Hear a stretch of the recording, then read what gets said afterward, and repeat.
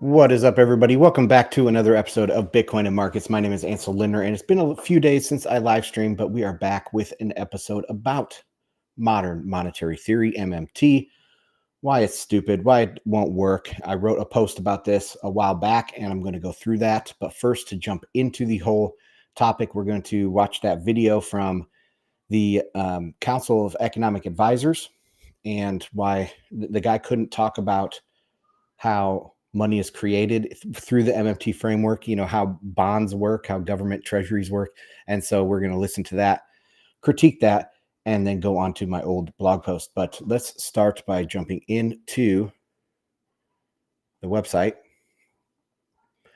Check out bitcoinandmarkets.com.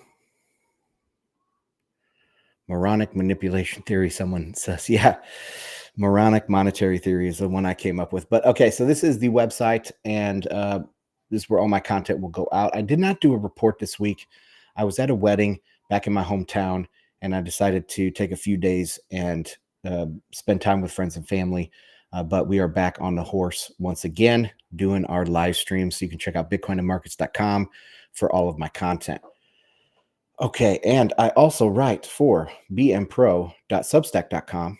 Came back, and on the first day, I am writing a full big post on the market metrics for Bitcoin. So go through on-chain metrics with detailed analysis, investor insights. To the price metrics, I did add a few things this week. I added hash ribbons and weekly B-bands middle line. I think that those two things are important to talk about, and definitely able to help pick some trend reversals with those things. I showed this. I had this image, weekly Bollinger Bands midline bounce. You can see right here, we bounced right off that midline. This one happens to be for the weekly. If you have it on standard settings, it's a 20-week moving average, simple moving average. And these outsides are 2 standard deviations away from that midline. So you can see that bounce. You can see this kind of got close here a few weeks back, struggled and finally broke through here. So you can see that this 20-week moving average has been quite important. This was a perfect touch here. The FTX collapse could not break out and collapse down from the 20-week moving average. So this is an important level, and I included it as the Bollinger Bands midline for the weekly. Anyway, so I go through here and talk about everything. So anyway, great stuff. Go over to bmpro.substack.com and you guys can sign up there. But okay, let's jump right into this clip. And can't go bankrupt because we can print. I'm going to the U.S. government. Pause it first. All right. Can I make this bigger? Do I dare do this? Okay, let's try it. Let's go. The U.S. government can't go bankrupt because we can print our own money. It obviously begs the question, why? Okay, first off the bat, that's true. They can print their own money. But how are they printing their own money? Are they printing it through fiscal deficits? Are they printing it through QE? Are they printing it through other means? Or are they printing it physically? They can print it physically, but there's not very much physical cash out there, and they're trying to go away from this idea of physical cash. So what version of money can you print there, Mr. Bernstein? He is the chief or the head of the Council of Economic Advisors to the President of the United States. Why exactly are we borrowing in a currency that we print ourselves? I'm waiting for someone to stand up and say, why do we borrow our own currency in the first place? Well, because you can't print it. Duh. Objective reality negates what these people are saying. Like you said, they print the dollar. So why does the government even borrow? Well, again,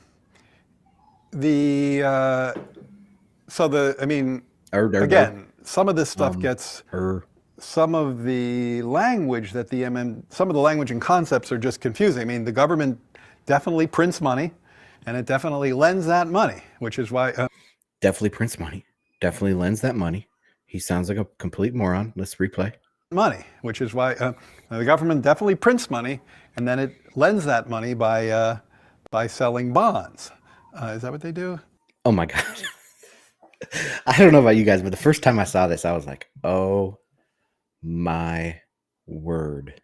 And this is a guy who he has done something in his life, right? It's not like they just plucked him off of the street.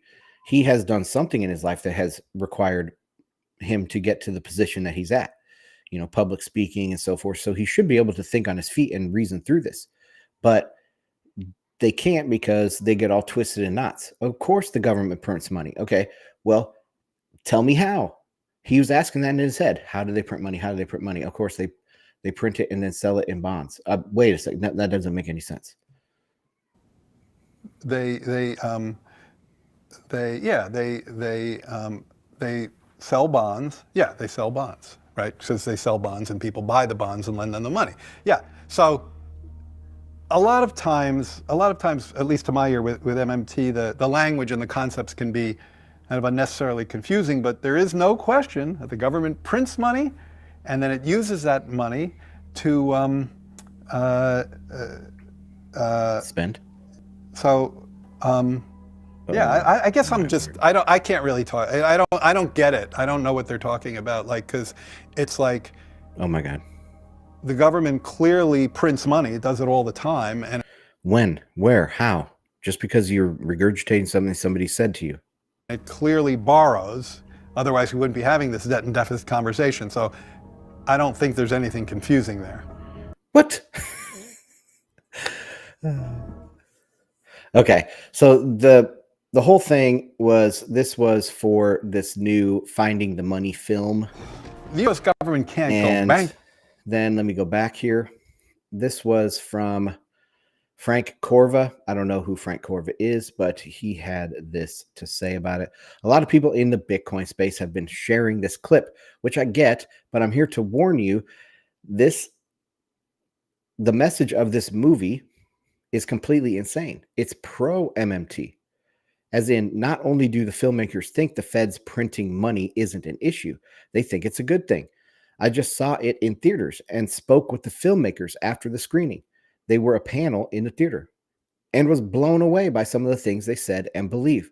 For example, they discussed how the federal deficit should be called the federal surplus because of all the government debt is actually money in the hands of the private sector. Oh my God. When I asked them if they thought that was dangerous and if they understood what the Cantillon effect was, they looked at me cross-eyed. When I brought up currency debasement being the main driver of inequality, they shrugged. Pardon the rant. Okay. I responded to this. And I said, they don't think in terms of correct or incorrect policy. They don't think those concepts exist. And I'm being very serious. So they don't think that correct or incorrect policy exists. Okay. They think only in terms of power. Are we in power? Do we have the power to do whatever we want? Do we have the power to do whatever we want? Yes or no? That's all they care about. They don't think in correct or incorrect policy. They don't believe in incorrect or correct. They only believe in power, period. If you do it with power, you are correct. If you are not in power, you are incorrect. MMT is an attempt to overthrow the monetarist rulers of the financial system. So what do we have now in charge of the Fed and stuff? Well, the most recent kind of revolution in money and in monetary thought were the monetarists and Milton Friedman. Ever since Milton Friedman died, there really hasn't been much of any economic thought. Bitcoin kind of brought it back, and it is bringing it back. I think Saifedean, he's still young, and as he gets older in his career, he's probably going to be looked back upon as being a pivotal economic figure. So Bitcoin is bringing back some deep discussion of monetary principles and monetary economics. But really, the default thing we have now is not neo-Keynesian, it's neo-monetarist in a way. And so anyway, the attempt of this MMT is a tool to overthrow the existing monetarist rulers of the financial system, because they are in power right now. Wall Street elites and Powell. So these monetarist rulers are the Wall Street elites and Powell, and those are the head of the banks, and all that. Out with the old, in with the revolutionaries. That's what MMT wants to. They want to bring in the revolutionaries. MMT is a tool for the financial revolution, like DEI and BLM are tools for a cultural Marxist revolution. The battle lines have been drawn, represented by Powell and the Fed's rejection of a CBDC and monetary policy as an extension of climate policy. So we've talked about this a lot on the show. If you guys are new, first off, like, comment, subscribe, bitcoinandmarkets.com. Live stream. Try to live stream 3 times a week, and you can find it on YouTube, Rumble. Telegram is the community, t.me/Bitcoin and Markets, and the Twitter is at Ansel Lindner. So check all that out. Thank you for being here. But okay, I talk about this a lot, that there's this battle line being drawn.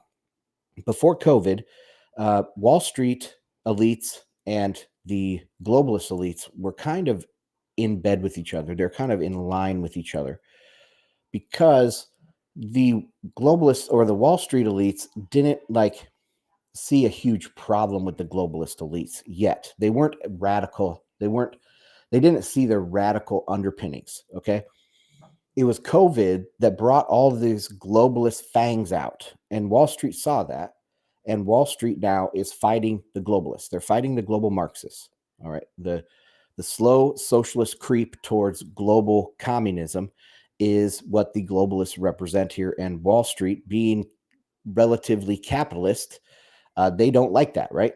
And so they see the fangs that came out during COVID, and they have now turned on it. And Powell is a representation of this. He is the steadfast linchpin for Wall Street against the globalist takeover. We see CBDCs being pushed in Europe, and even Lagarde now is using the ECB to push forward climate policy. So they won't give rescue packages or bailouts to oil companies, say that they will only give bailouts to solar companies, right? So they're using the monetary policy as a way, as a climate policy. That is the globalist stance. But Powell and the Federal Reserve are not on board with that. They have rejected a CBDC outright. They said they're watching it because they watch everything, just like they watch any developments in Zimbabwe going to a gold standard or something. They're going to watch everything, all right? But they're not planning for it, and he has specifically said they do not have the actual authority to do a CBDC. It would take an act of Congress to do it. And I don't think that's going to happen. So anyway, and then the Fed probably wouldn't partake. So it would take not only an act of Congress, but it would take a complete upending of the Federal Reserve Act to bring in a CBDC in the United States at this moment. All right. The monetary policy, and we talked about that climate policy. If that is right, we should expect the ECB to continue pushing for a CBDC and adopt MMT more as a guiding school of thought. The euro will collapse, and hopefully the world will be taught a painful lesson at Europe's expense. So if this is right, the ECB is going down this road of MMT and CBDCs and climate policy and all this stuff. And unfortunately, they're going to destroy the currency. They're going to destroy the euro. Okay, that's going to cause lots and lots of pain in Europe specifically, but all around the world. But hopefully we can learn a lesson from this. Okay, 2026, and the next chairman of the Fed is extremely important. A lot rides on this presidential election. So the next president will be able to appoint or nominate the next chairman of the Federal Reserve. I don't know if they have term limits. I don't think they do. I think they can do 3 or 4 terms. So Powell could do another one. Whether he would want to, I doubt it. If he gets to 2026, the only way he would want to do it is if, say Biden won, he would still try to be Federal Reserve chairman. But if Trump wins, then most likely he's going to step down because there will be someone else to come in to take his shoes. But anyway, there is a this is a presidential election that has major importance for the Federal Reserve. And it does every single time, actually, but this one is very important. Okay, so that was my thought on all this about MMT, but I did write a piece going back a long time. Let me see. I had it up earlier. Let me just find it.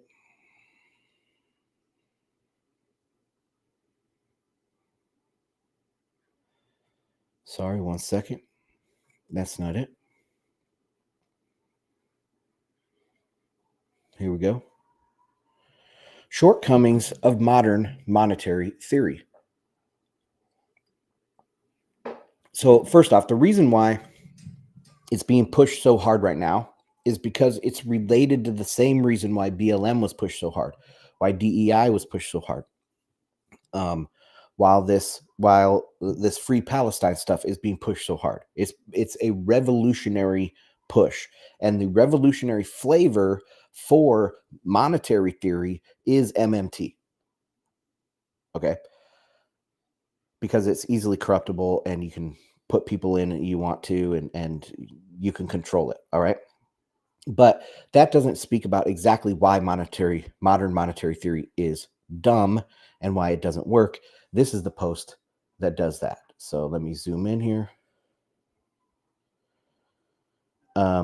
This was originally a post on Bitcoin and markets research that has since been rolled back into Bitcoin and markets, but I do have the original archived. Okay, MMT is the new flavor of the month in monetary economics. First off, when did I write this? Okay, I ported this over in 2020, but let's see when the original one was.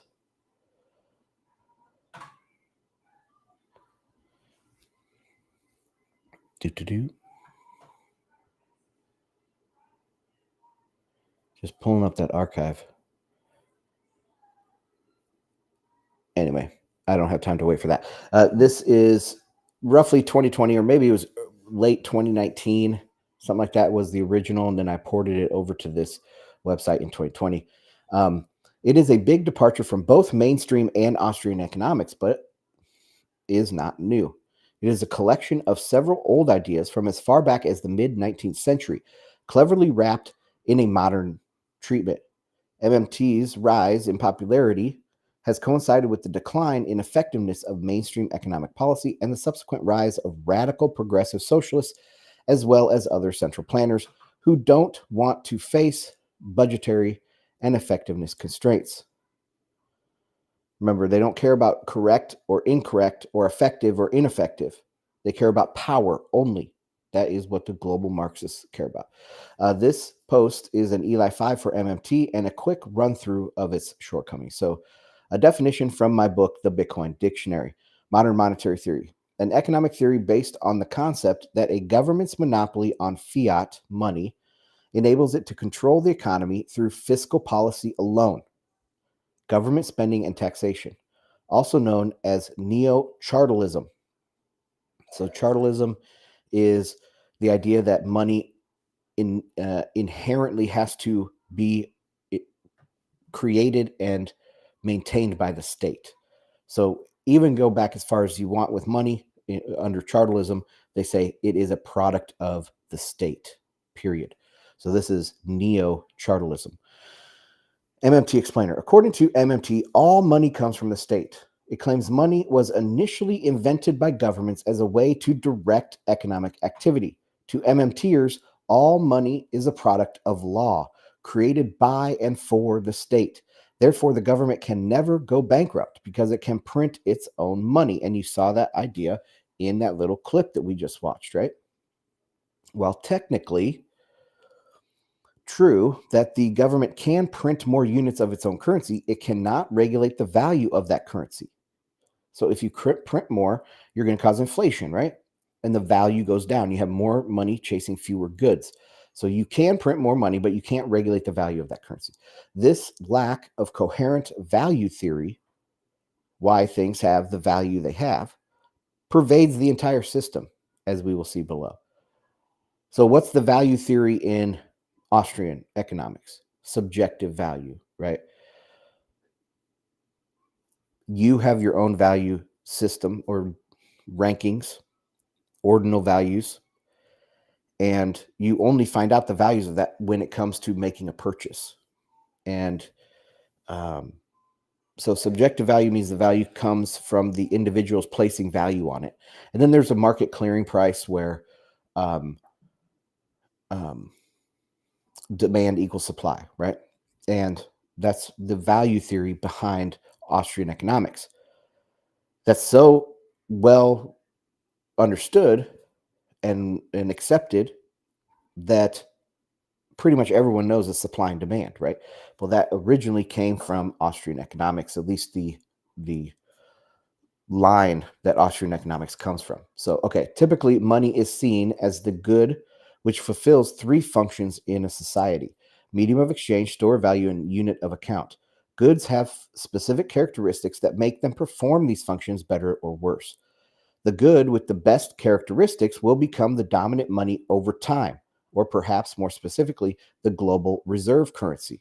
Now, a lot of people will say, no, that's not right, because the dollar is global reserve currency and it's fiat money. But the dollar isn't fiat money, the dollar is credit money.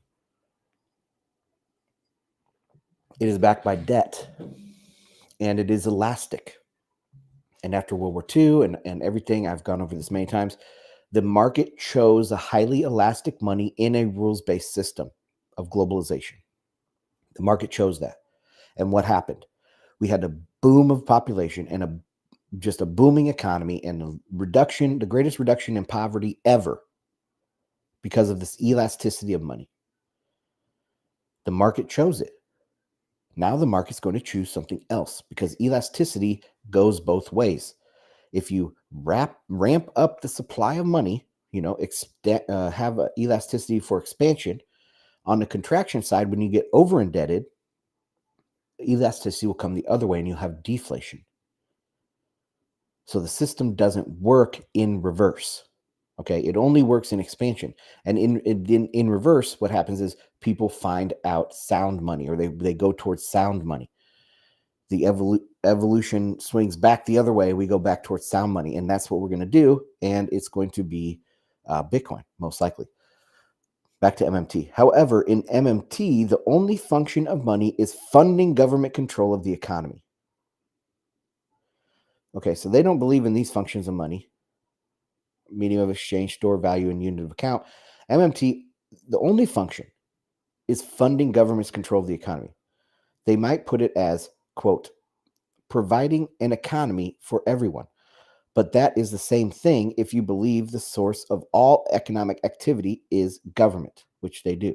The characteristics of money, instead of scarcity, divisibility, transportability, and so forth, are morphed into properties which emerge from temporary policy decisions.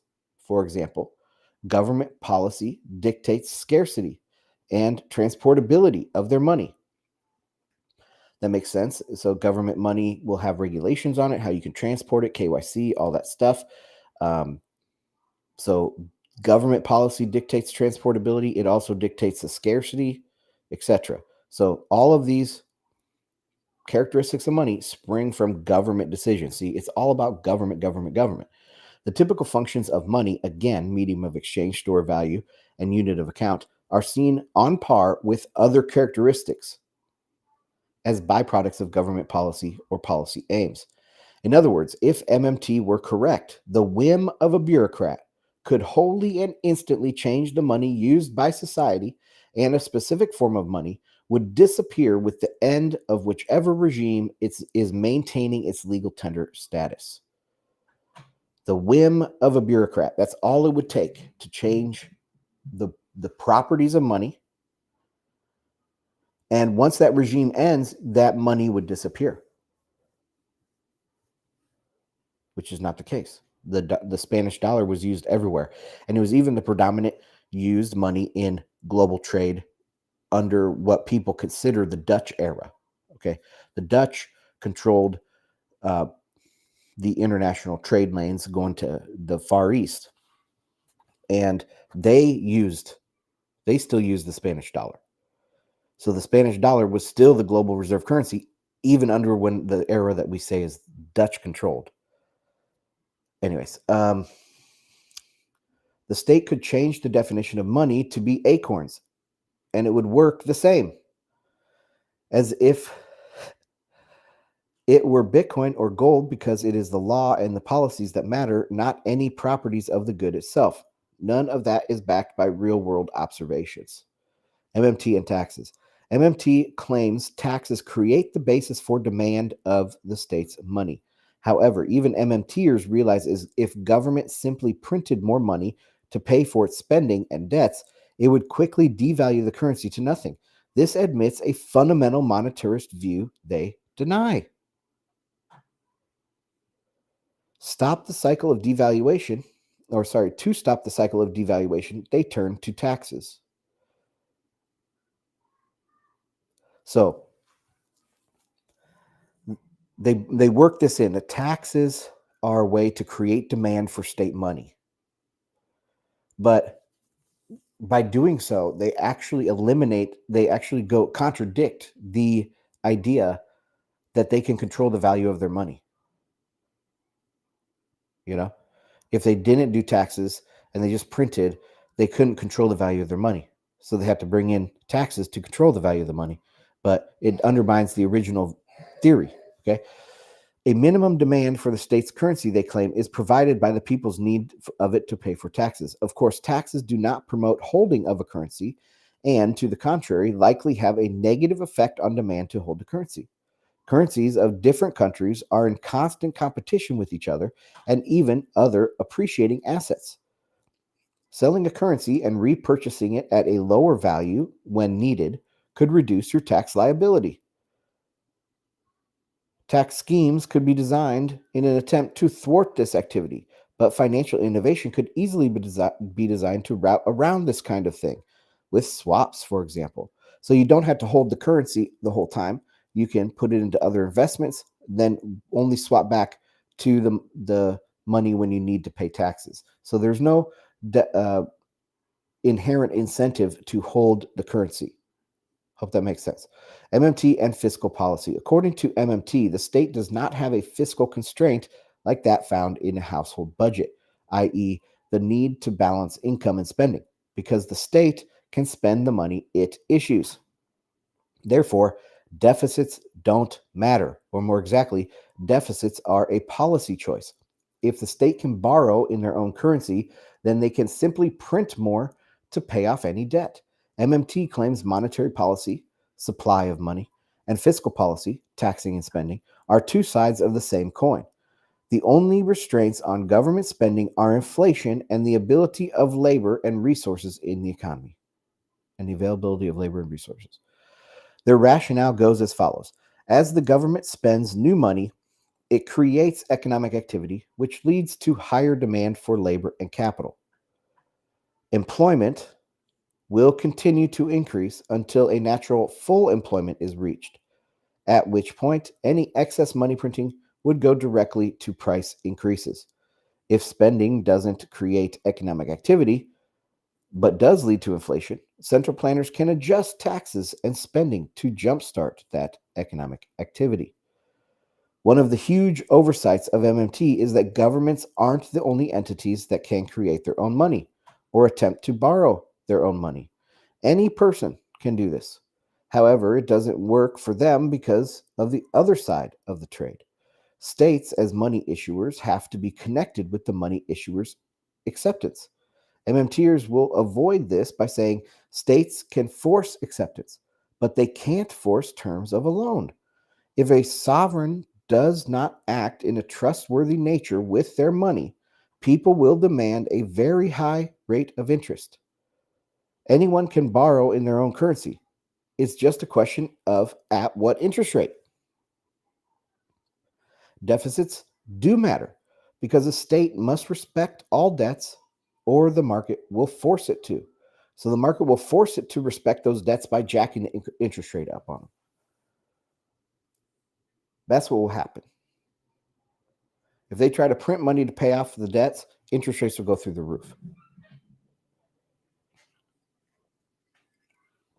Anyway, okay, let's continue. MMT and resource allocation. MMT makes no mention of the efficient use of labor and capital, instead focusing on top-down full employment. So this is important idea. Efficient use.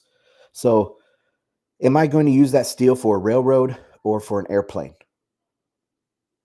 or for widgets, for tools, whatever? What is the efficient use of this labor and capital? MMT makes no mention of this. How the government and government policy can decide what is the efficient use of labor and capital. How does government spending decide the efficient use of labor and capital? Instead, they focus on top-down full employment. MMTers claim with proper fiscal policy, the state can guarantee full employment of labor, capital, and resources. But is that efficient or even useful? Right? This is straight out of a communist handbook. We can get full employment. We can just put everybody in and start digging ditches and filling them back in. Right? We can get rid of automation and put people on this assembly line making buttons. We'll have full employment, but is it an efficient use of that labor and capital? They find it impossible to explain when using basic MMT principles why digging holes and filling them back in is less desirable than skilled production of goods. Likely, they will say there is some measurable difference in output, but they won't be able to use a consistent standard of value to measure it because there is no value of measure or measure of value in their system. Outcomes with equal resource inputs are considered of equal value. This is like a labor theory of value mixed with communism. I mean, the labor theory of value did evolve into communism, I guess, from the economics perspective. But let me read that one more time. Outputs of equal resource inputs are considered of equal value. There is no distinction per se between the centrally directed uses of resources, like to manufacture tanks or bridges to nowhere, and the use of those resources elsewhere by the market. In fact, the government-directed spending, which is wasteful of labor and capital inputs, is seen only in context of its movement toward full employment. Once again, it is a lack of consistent value theory that causes difficulty for MMT. MMT theory of value. A cogent theory of value is, in our opinion, the largest problem with MMT. Instead of a subjective theory of value, where prices emerge through the preferences of individual actions, i.e., personal spending and saving decisions, MMT replaces this with a seemingly democratic or collective theory of value. Again, collective. This is Marxism, okay? Collective theory of value. It implies a population's collective preferences are manifest in the marginal utility of government created money. Manifest in the marginal utility of government created money. The value of printed money is inherent in the people's collective judgment of government policies, represented through the ballot box. To unpack that a bit more, MMT argues money's value doesn't come from its utility in the functions as money, but instead, a money's utility is created by the people through their acceptance of the state, which in turn imparts value. So first, acceptance, then value, instead of a valuable thing gaining acceptance as money. The value of money is reliant on the state being the economic calculator of all sorts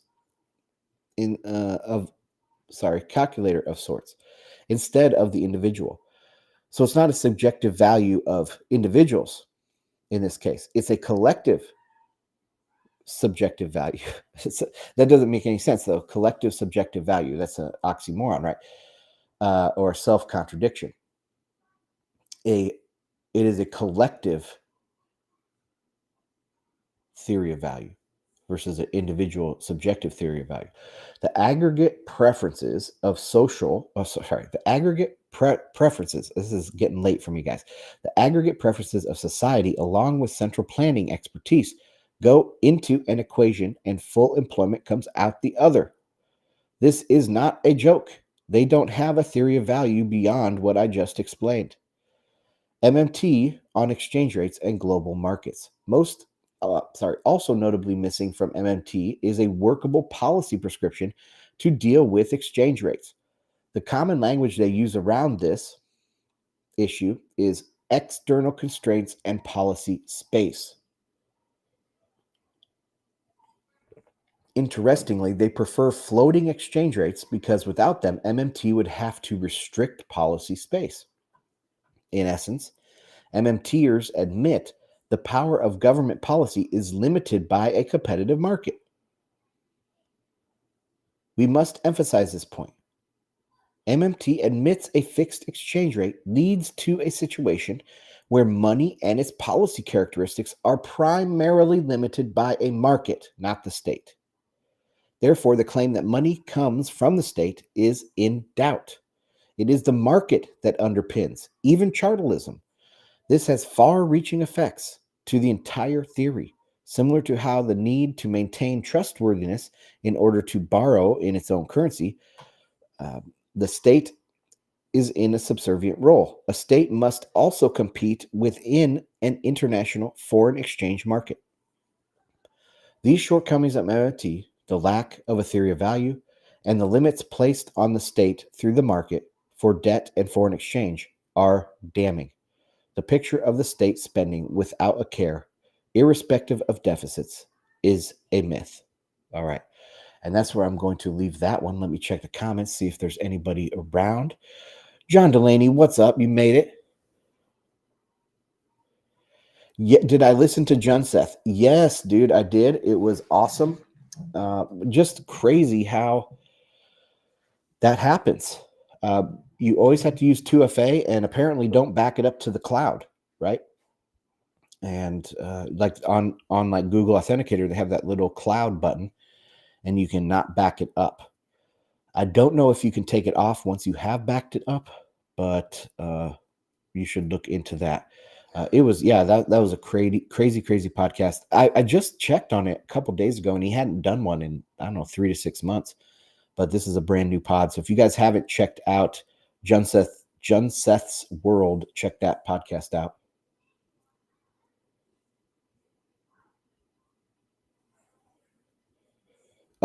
From Raphael, I am not a trader anymore. I mean, I do have my own personal investments, but I don't day trade or anything like that.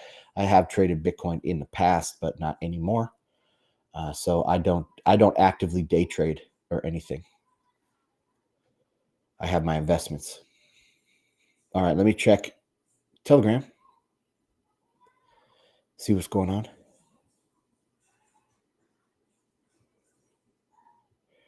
Peter says, you still believe the president makes actual decisions and is not just an empty suit reading a teleprompter? No, I think he is just that. I don't think he has the ability to make any decisions at all at this point. It's being run by other people. And if it's the Council of Economic Advisors, where that guy is the chief, the Bernstein guy is the chief, this is bad news. This is very bad news. I don't know who the people really making the decisions are. It would have to be a smaller, I don't want to go to the idea of a cabal of powerful people, but there has got to be somebody pulling the strings. And, well, I take that back. There doesn't have to be anybody, as long as they are just moving forward with this inertia. So you have this general framework, kind of like emergent theory, right? Why does a flock of birds, how can it function and move gracefully? Because it has very simple rules, like fly straight, stay close to your neighbors, but not too far, and yada, yada, yada. So some very, very simple rules breed a emergent phenomenon.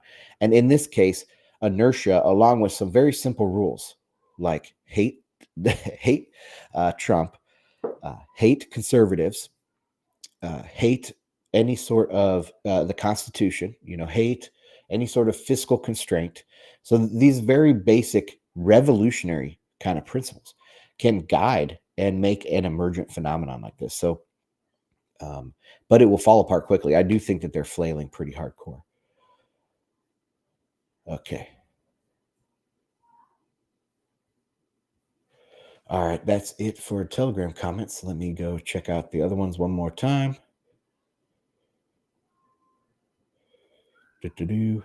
All right, no more comments. Well, thanks for joining me, guys. This is going to be a short one. Appreciate you stopping by. Like, comment, subscribe. Check me out on YouTube, Rumble, Telegram, t.me/Bitcoin and Markets, and Twitter at Ansel Linder. You can find all those links below if you are watching on YouTube or Rumble. But all right, guys, thanks. Have a good evening.